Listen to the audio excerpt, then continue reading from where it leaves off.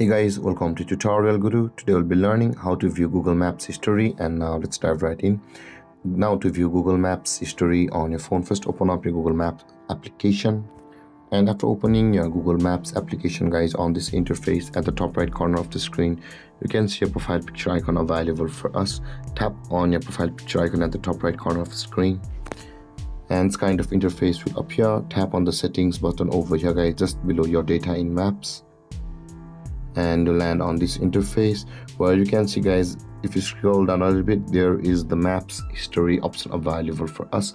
Now in order to view your Google Maps history on your phone, tap on it, and all of your history on Google Maps from due time will be over here if you have not deleted it.